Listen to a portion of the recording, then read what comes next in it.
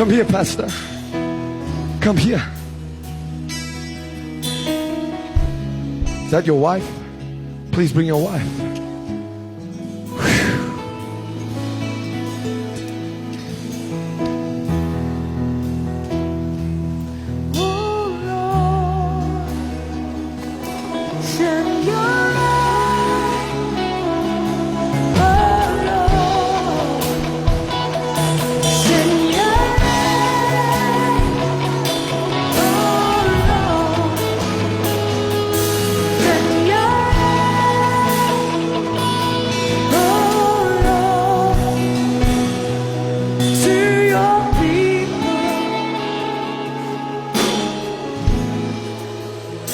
The power of God is all over this sister right now. She normally has no feelings, but she can feel our hands on her legs, and she's had no feeling in her legs. Pastor, tell them what's happened. The power of God, something is taking place right now, and the Spirit of God is upon Delia.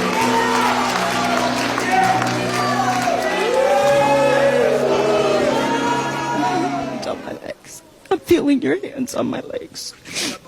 No. I could feel sensation before, but I couldn't feel actual feeling.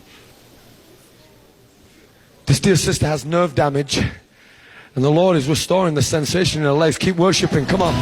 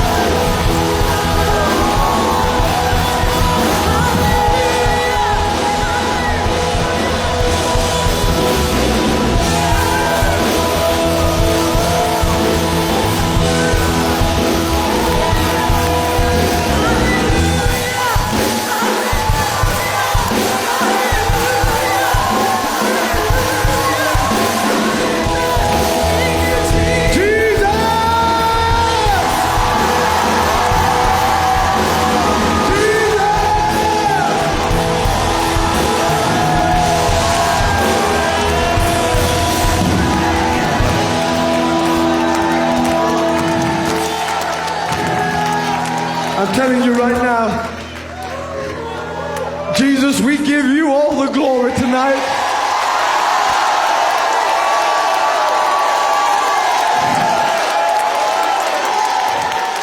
You know, our sister then, she started going like this. I thought, Lord, is there any strength? She said, no, I'm doing this on purpose. I'm doing this on purpose. There's a recreative thing happening in her spine right now. Come on, give Jesus some praise. Hallelujah!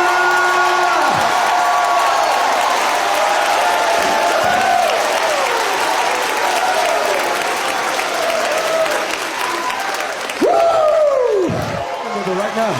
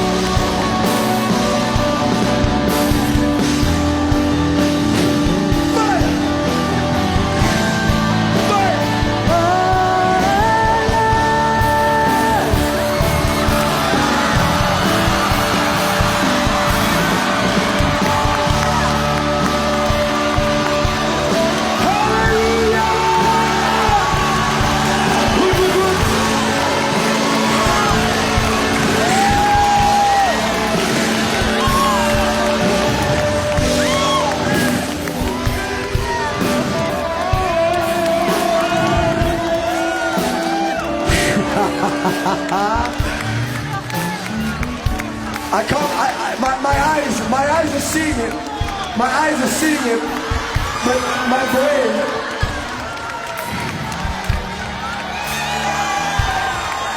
Come on, somebody! Give Jesus!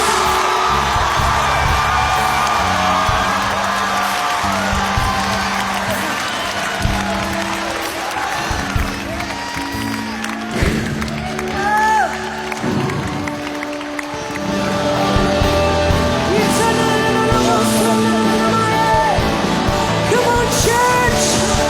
Come on, worship!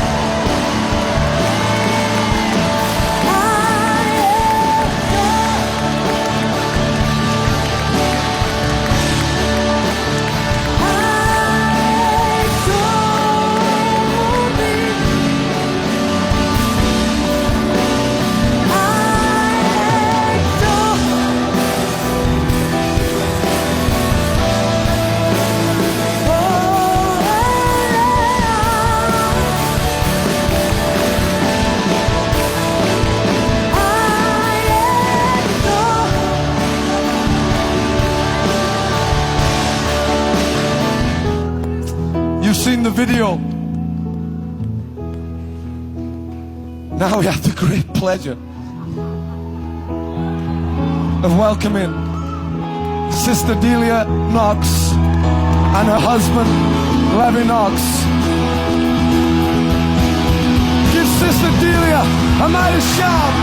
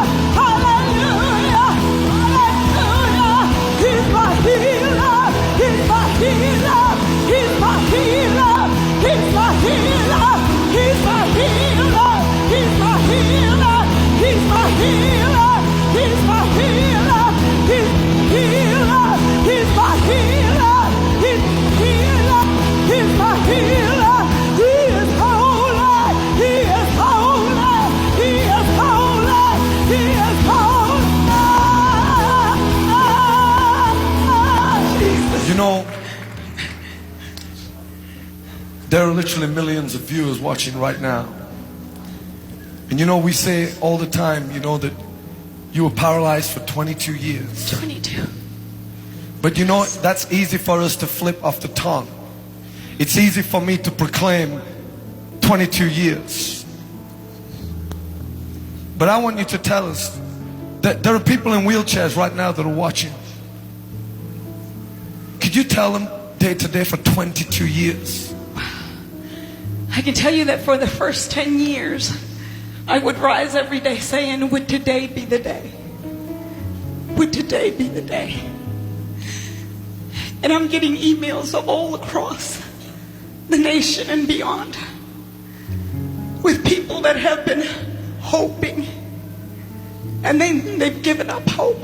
And I know what that's like, because for the first 10 years I would rise in the morning and I would say, would today be the day? As I would lift my legs off the bed and put them on the floor and then transfer onto my wheelchair, I would say, let's see if I feel today. And then 10 years, my 10th year anniversary of the loss of the use of my legs, I decided I would not mourn the loss anymore.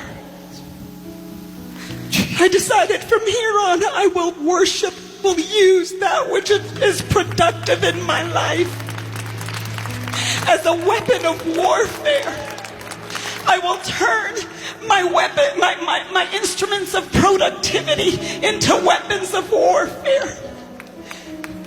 And I said, I will use my tongue to lift up your name everywhere I go. And I won't even give attention to what's going on. but I will worship you. Then for the next 10 years after that, I'm not going to tell you that every day I ignored it. Sometimes I would say, well, now it's 15. And then when it hit 20, I just knew. I just knew. Almost like, I don't know if it's going to happen anymore. Then August 27th occurred. And the Lord showed me what hope deferred really means. You see, I had put hope on the shelf. I deferred it for another time. Like when you put a payment off and you defer that payment. I deferred hope, which I believe made my body more and more, because I started to think about, well, when we grow old and gray,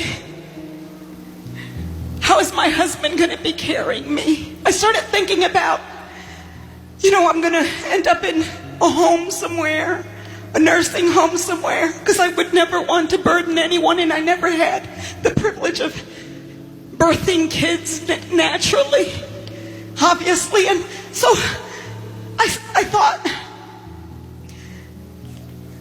I started to think like this.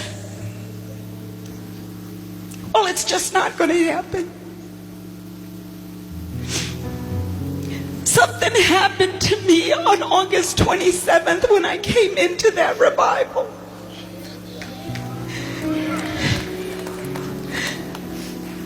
It was when a baby came forth for prayer, when two parents brought a baby.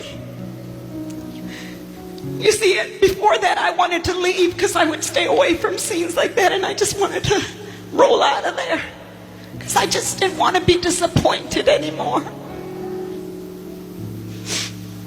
I'm trying to be as real as I can. Go ahead. The power of God, I'm telling you right now. I'm not going to tell you that. I'm not going to tell you that every day I believed. I'm not going to tell you that. There were times that I put hope and deferred it for another time. August 27th, I came in there and I wanted to leave. But when parents came with their baby for prayer, I began to look at that baby in her arms. The baby had a kidney disease. He had a kidney disease or something. And immediately, compassion came in my heart for that baby. And that day I was living, if you look even on my Facebook or Twitter account, you will see it. It was about 1 Peter, where it's talking about a baby, of a life conceived of God. Think about it. A life conceived by God. And I started to envision this couple, and I said, they don't come together to conceive a child that is deformed or defective. And I said, Lord, you've got to do something for that baby. And I began to cry right there in my chair, Father, you've got to do something for that baby. For that baby was conceived of incorruptible seed because of who you are, Lord. And as the parents went down and the baby went into the arms of one of the love greeters, the baby didn't cry or anything, and I just said, look, he's safe in the arms. He's safe in the arms. And then, before I knew it, Evangelist Nathan called my husband over. But it was in the midst of compassion that he was called over, and he said, bring your wife over. Is that your wife? Bring her over. Because my heart became soft at that moment for a healing touch for that baby.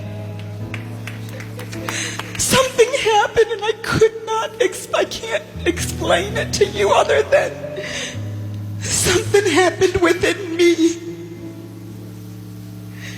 to believe healing for that child. And then in that room, when they called me over and Nathan began to pray, I was overwhelmed. And I just began to worship and began to worship. And he said, let faith arise in this woman. Now you got to know, for the longest time when people would tell me, why are you in this chair? Is it that you don't have faith? I would tell them, what makes you think I'm sick?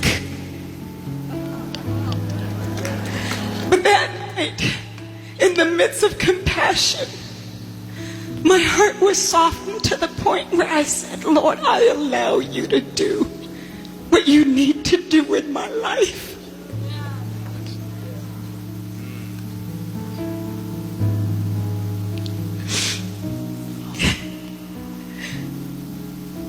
You are my hope.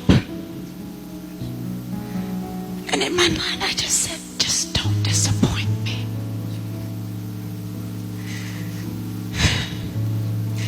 And it was like all of a sudden, I brought hope back in alignment. I can't explain it to you other than I just felt the hands on my legs. Something happened. It was like I had a Charlie horse going down, and it was like, bing. And then all of a sudden I could feel them, feel strengthened, and I didn't want to stop. But then when I went down, and I don't know who was touching my legs. I think you were bending my knees or something. I don't know who it was. But when I could feel my knees being bent, it was like, get me back up again, please. Get me back up again. I got to do it again. See, because up until then, I thought I was moving with my hip. But then I could feel my feet. Said, Lord, I'm really walking.